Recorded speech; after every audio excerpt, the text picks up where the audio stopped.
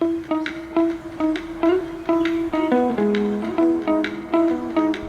à toi dans cette vidéo d'Instruc Santé. Alors tu le sais, ma passion c'est de te redonner des informations concrètes sur la physiologie, c'est-à-dire sur le fonctionnement global du corps, avant tout pour mieux comprendre les choses de manière spécifique. Alors aujourd'hui notre thème c'est la ménopause. Donc cette vidéo va t'intéresser si tu es concerné par la ménopause ou par des troubles menstruels, parce que c'est la même explication au final.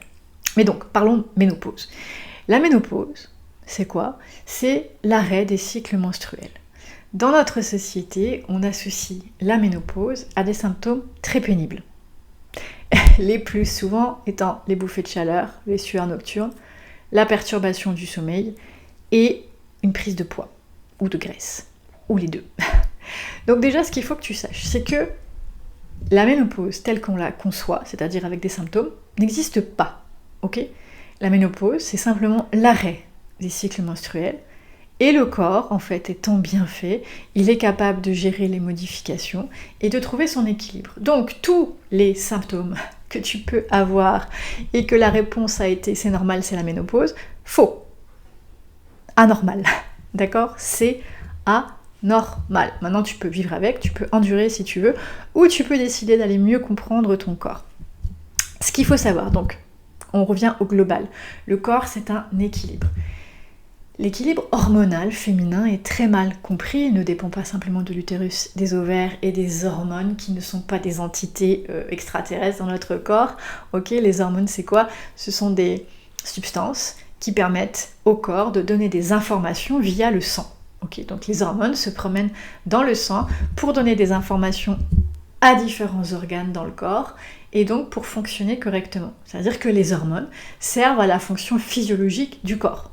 Ok ? Donc non, les hormones, ce n'est pas des extraterrestres qui viennent nous tourner la tête et qui font qu'on va avoir des humeurs très changeantes ou très perturbées. Non. Ok ? Ce sont des moyens de communication.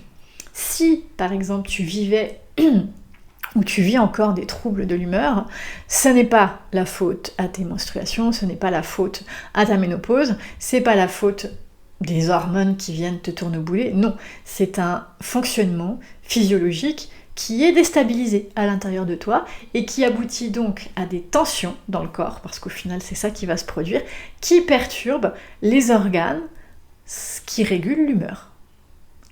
Voilà, tout simplement. Et entre autres, la thyroïde. Entre autres, il n'y a pas que ça.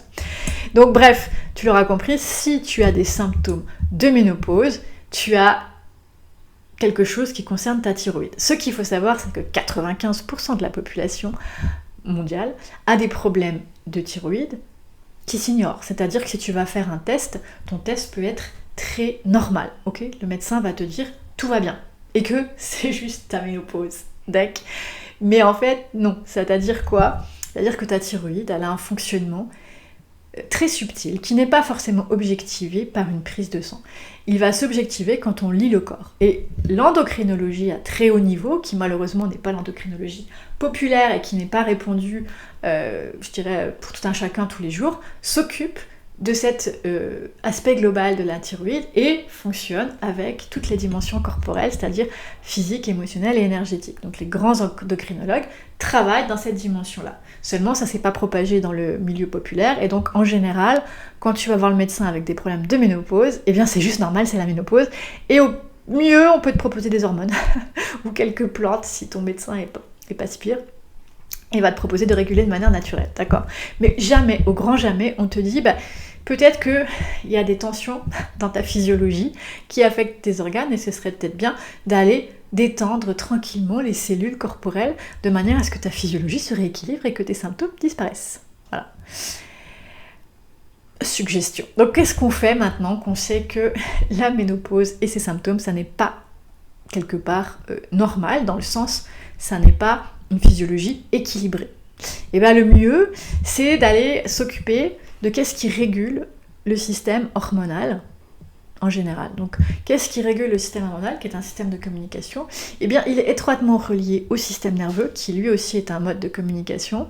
Et le système nerveux est sous dépendance, oui, des glandes principales de la tête, de la thyroïde et des surrénales. Ce qu'il faut savoir, c'est que les surrénales, par exemple, peuvent être affectées par plein de choses.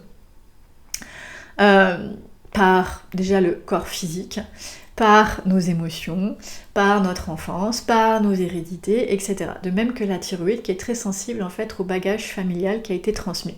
Ça veut dire que quand nous naissons déjà avec des pré-programmes qui sont susceptibles de déstabiliser thyroïde et surrénale.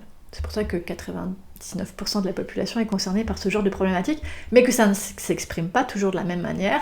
Donc après, c'est individuel. Pourquoi chez une personne, ça va être plus, par exemple, les menstruations, la ménopause. Pourquoi chez une autre, ça va être plus le poids, l'hyperactivité, l'anorexie, etc. Et j'en passe.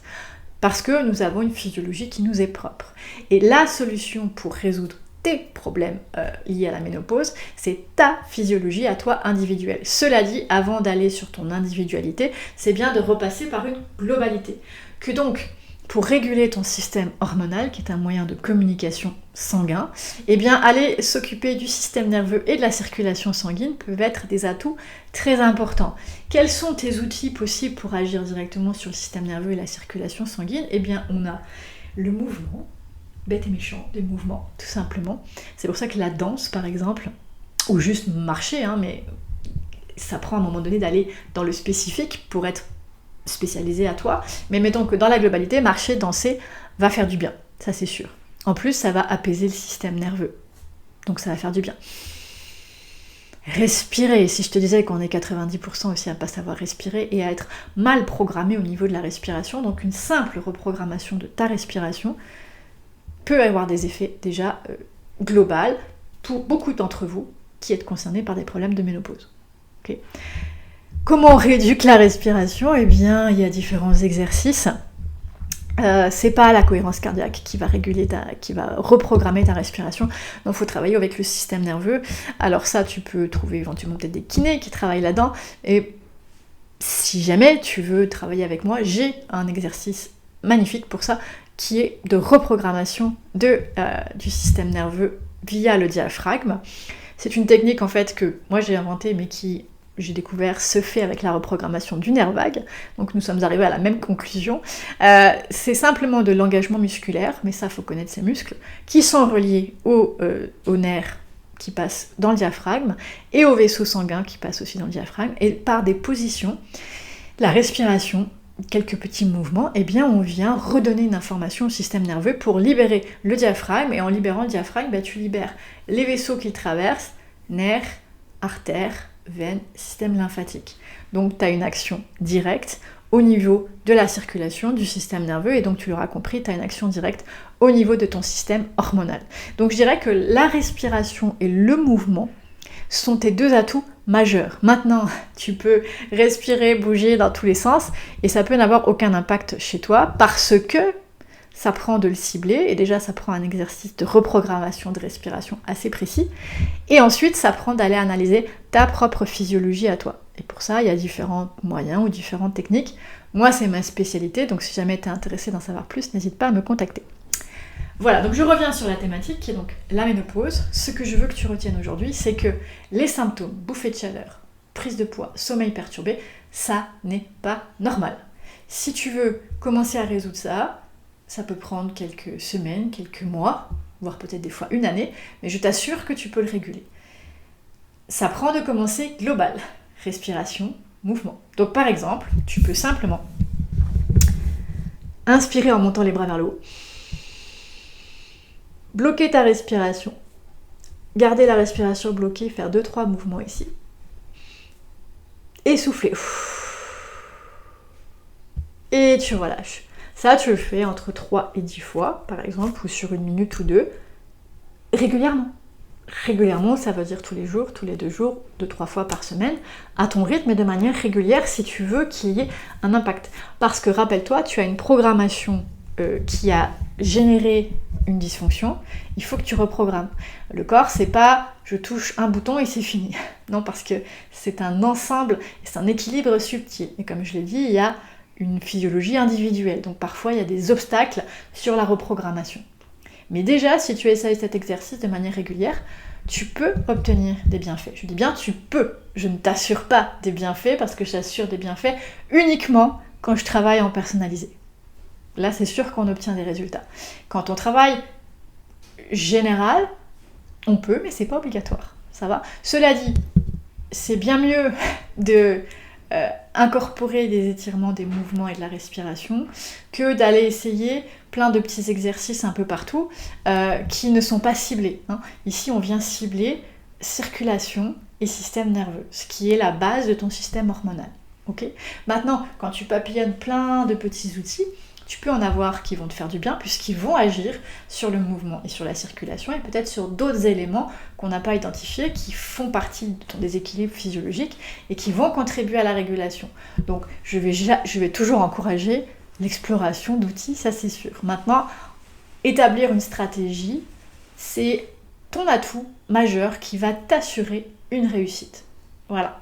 Donc, bonne exploration à toi si tu essayes le petit exercice et si tu veux plus d'informations, n'hésite pas à me contacter www.instrucsanté.com. À bientôt.